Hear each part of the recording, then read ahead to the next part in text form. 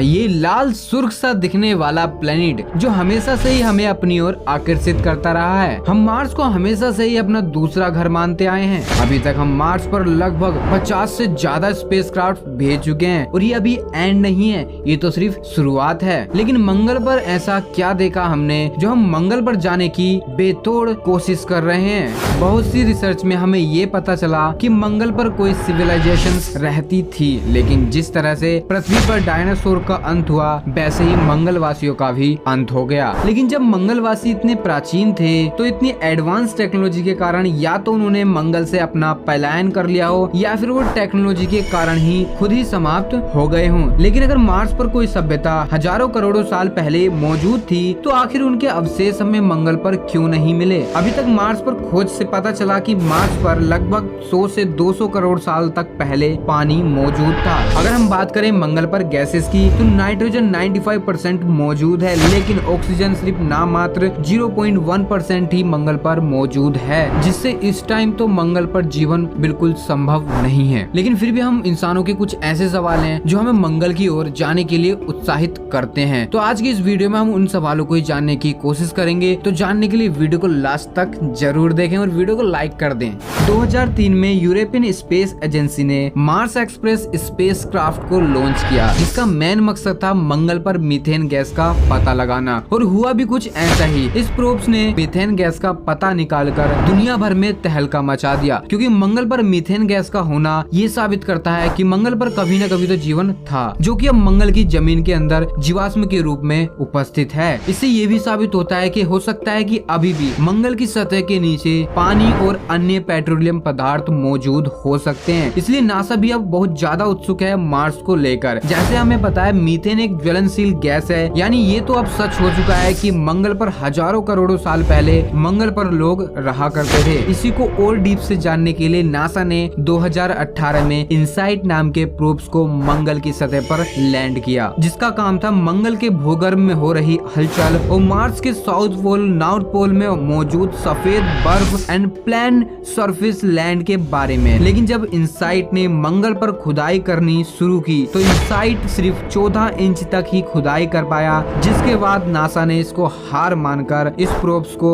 Mars के observation के लिए ही छोड़ दिया। लेकिन अब फिर नासा 2024 में एक स्पेसक्राफ्ट को मंगल पर लैंड कराने जा रहा है और इसके बाद 2030 तक हम मनुष्य मार्स की जमीन पर अपना पैर रख पाएंगे, जिसकी तैयारी शुरू भी कर दी गई है। अब इनसाइट अपनी लाइफ के एंडिंग पॉइंट पर खड़ा है, क्योंकि इसकी बैटरी भी अब स्लोली लो हो चुकी है। लेकिन अब नासा के क्यूरियोसिटी रोवर एंड परसेवरेंस और चाइना के जुरोंग के बाद अब नासा भी मार्स की ओर अपना मुख मोड़ रहा है। लेकिन जैसा कि आपको पता है कि जब से James Webb space telescope launch हुआ है तो हर एक देश की आंख अब JWST की तरफ ही टिकी हुई है। और आपको बता दें कि JWST द्वारा क्लिक की गई हमारे यूनिवर्स की इमेजेस 12 जुलाई को रिलीज होने वाली है। लेकिन अभी तक इसके बारे में किसी को कुछ भी अंदाजा नहीं है, क्योंकि इन इमेजेस में हमें क्या देखने को मिलेगा कुछ नहीं पता, जो कि एक सीक्रेट रखा गया है। लेकिन ये देखना काफी मजेदार होने वाला है। जैसे कि JWST की टीम हमें बताती है कि हम JWST के द्वारा अतीत में भी देख सकते हैं, यानी समय के पीछे भी हम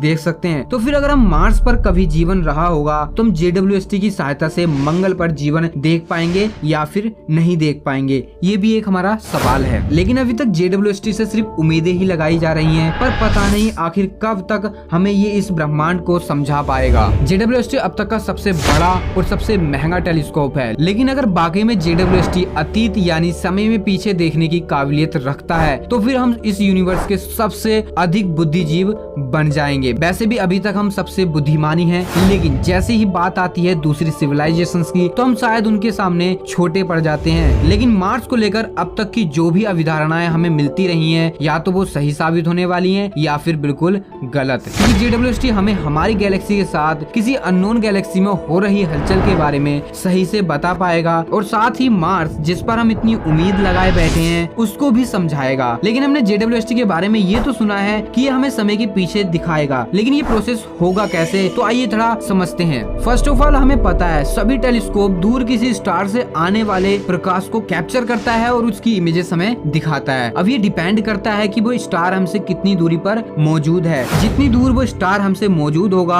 हम उसकी उतनी ही पुरानी इमेजेस को कैप्चर कर पाएंगे। मींस अगर कोई स्टार हमसे लगभग 10 बिलियन लाइट ईयर्स दूर मौजूद है। अगर हम उसको किसी टेलीस्कोप द्वारा कैप्चर भी करते हैं तो हम उसकी उतनी ही पुरानी पिक्चर्स को कैप्चर कर पाएंगे और यही फॉर्मूला मार्स पर भी यूज होगा। अगर हमें देखना है कि मार्स पर जीवन था या फिर नहीं, तो JWST को भी मार्स से हमें उतनी ही दूरी पर ले जाना होगा। लेकिन क्या ये पॉसिबल होगा कि हम JWST को मार्स से इतनी दूर ले जाएं? क्योंकि JWST की स्पीड खुद 720 माइल्स पर घंटे है। तो अगर हम कुछ ऐसा करते भी हैं तो उतना ही टाइम लगेगा जितना हम मंगल को पीछे समय में देखना चाहते हैं। अगर हम बात करें जेम्स वेब स्पेस टेलीस्कोप की लाइफ की, तो प्राइमरी टाइम इसके 5 साल निर्धारित किए गए हैं और इसको सर्वाइव सिर्फ 10 साल तक करवाना है। उसके बाद इसकी बैटरी लो हो जाएगी और शायद ये फिर स्पेस में सिर्फ घूमता हुआ एक गोल्ड का टुकड़ा बनकर रह जाए। तो इससे ये साबित होता है कि अगर हम मंगल पर JWST की सहायता से समय के पीछे देखना चाहते हैं तो ये पॉसिबल नहीं हो पाएगा, क्योंकि हम इतने समय तक इस JWST को सर्वाइव ही नहीं करा पाएंगे। तो हम मंगल पर जीवन हो सकता है या फिर नहीं हो पाएगा, ये एक राज ही बनकर रह जाएगा। लेकिन खुशी की बात यह है कि हम JWST की मदद से इस यूनिवर्स के एक्सपेंशन को समझ पाएंगे, क्योंकि यूनिवर्स लगातार फैल रहा है और जब JWST इस पर रिसर्च करेगा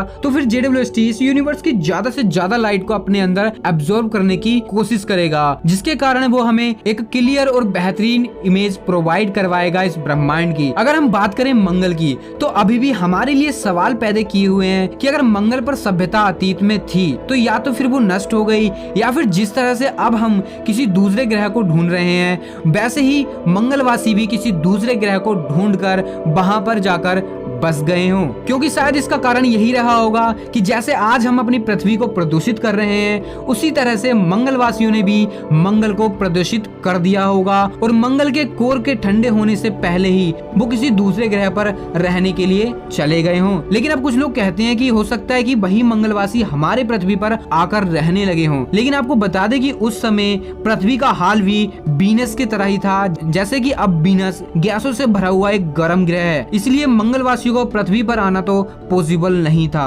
और अगर वो आ भी जाते तो आज हम इतने डिग्रेड नहीं होते, मतलब कि हम भी बहुत ज्यादा एडवांस होते, लेकिन ऐसा नहीं है। लेकिन अगर वो इतने एडवांस थे करोड़ों हजार साल पहले, तो आज वो कितने एडवांस हो गए होंगे और उनका स्पेस में एक जगह से दूसरे जगह जाना उनके लिए चुटकियों का खेल बन गया होगा। और शायद यही कारण है कि हम उनको अब तक ढूंढ नहीं पाए हैं, क्योंकि हो सकता है कि वो इतने एडवांस हो चुके हों कि वो हमसे मिलना ही नहीं चाहते हों। आपको क्या लगता है कमेंट सेक्शन में जरूर बताएं। और साथ ही वीडियो पसंद आई है तो वीडियो को लाइक करना ना भूलें और वीडियो को शेयर भी कर दें। और चैनल पर नए हो तो चैनल को सब्सक्राइब कर साथ ही बेल आइकन को प्रेस भी कर दें, ताकि हमारी आने वाली न्यू वीडियो की नोटिफिकेशन आपको सबसे पहले मिल सके। तो जब तक के लिए be alert, be happy, be curious.